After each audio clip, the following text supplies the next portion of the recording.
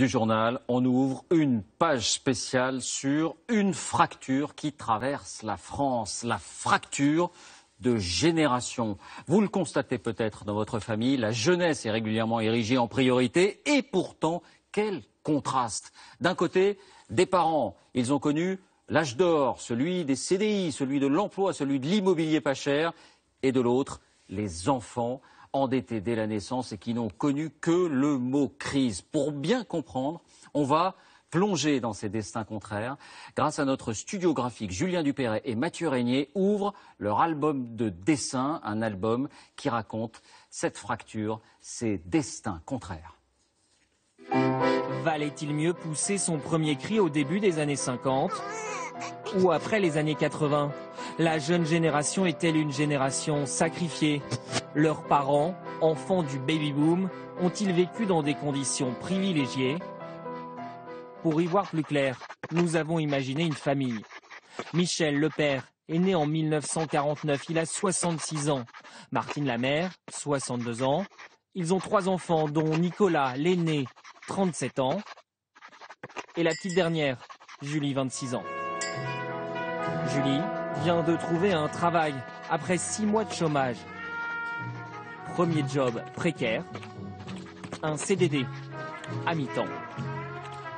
Au même âge, Michel, son père, était en CDI depuis longtemps. Il se souvient avoir facilement trouvé un poste.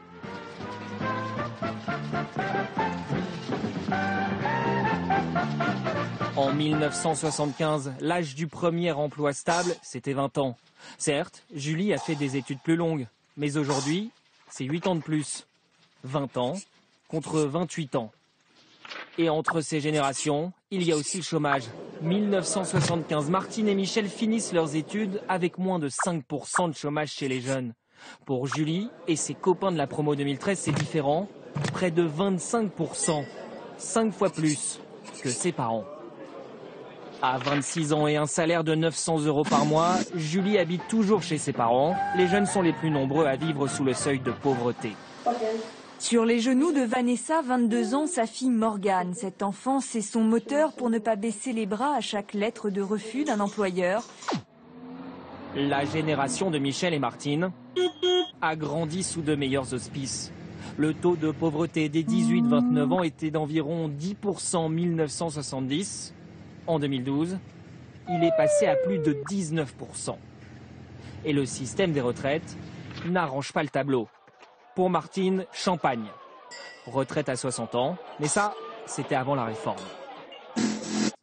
François Fillon l'a confirmé ce soir, il faudra cotiser plus longtemps avant de pouvoir partir en retraite. Ses enfants ont fait le calcul. Eux vont travailler jusqu'à 63 et 67 ans, notamment pour financer les vieux jours de leurs parents. Nicolas, le frère aîné, a quand même pu s'acheter une maison. Propriétaire à 37 ans, à peu près au même âge que ses parents. Mais avec une différence, le coût. En 20 ans, les prix de l'immobilier ont augmenté de 140%. Le revenu moyen par ménage a lui aussi progressé, mais de seulement 15,6%. C'est le grand écart. Résultat, Martine et Michel ont pu s'acheter un appartement au bord de la mer. Les parents ont eu un prêt sur 15 ans. 20 ans plus tard, pour Nicolas, ce sera sur 25 ans, 10 ans de plus. De toute façon, il a d'autres soucis. Nicolas divorce, et il n'est pas le seul. En 1970, 39 000 divorces enregistrés. En 2010, 133 000, chiffre multiplié par 3. La femme de Nicolas a eu la garde de leur enfant. Il y a près de 2 millions de familles monoparentales en France. C'est 1 million de plus qu'il y a 40 ans. Des ménages moins riches en moyenne que les autres. Alors à table en famille, les débats ne manquent pas. Divorce, salaire, politique. Mais comme 57% des 18-24 ans, Julie n'a pas voté aux élections municipales. Il faudrait qu'ils se réveillent un peu tous là au lieu de dormir. Traditionnellement, ici, il y a plus de votants en deuxième tour. Mais pour ces municipales, certains ont prévu un tout autre programme. Du VTT. C'est plus important que d'aller voter. Ouais, on va aller prendre l'air. Ouais. En votant moins que leurs aînés, les jeunes pèsent moins sur les choix politiques. Des désaccords, Mais pas question pour les parents de laisser tomber leurs enfants. Comme plus d'un ménage sur deux, ils les aident financièrement. La solidarité familiale comme remède à la guerre des générations. Voilà, bonsoir François Lenglet. Bonsoir David. On a dressé le constat, mais quelles sont profondément les causes de cette fracture? Les difficultés des jeunes s'expliquent d'abord par le fait que la croissance économique a ralenti depuis 30 ans.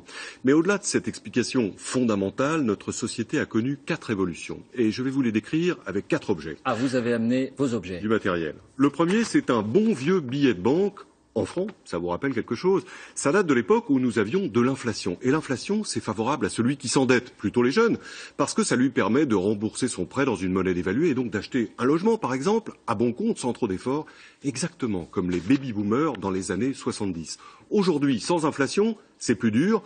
Ce sont les rentiers, plutôt les plus de 50 ans, qui sont favorisés. Et je vois une tablette de médicaments. C'est le deuxième objet. Il symbolise l'allongement de la durée de la vie. Une bonne nouvelle. Mais il faut financer la santé et la retraite allongée. Et cela repose, pour beaucoup, sur les épaules des jeunes générations qui n'auront pas des conditions aussi favorables. Troisième objet, une pièce d'or, un Napoléon. Il symbolise l'héritage. On hérite en effet de plus en plus tard, justement avec l'allongement de la durée de la vie. Ça veut dire que l'argent, le patrimoine, passe des mains des personnes très âgées aux personnes âgées. Et les jeunes en sont exclus.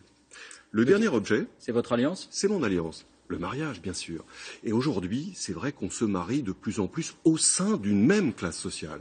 Les riches d'entre eux, ceux qui ne sont pas entre eux. Et ça, évidemment, ça accroît la concentration du patrimoine. Alors que dans le temps, le mariage associait plus facilement, plus fréquemment des personnes de conditions différentes. Et cela aidait à réduire les inégalités. Merci François pour ces explications et pour ces objets.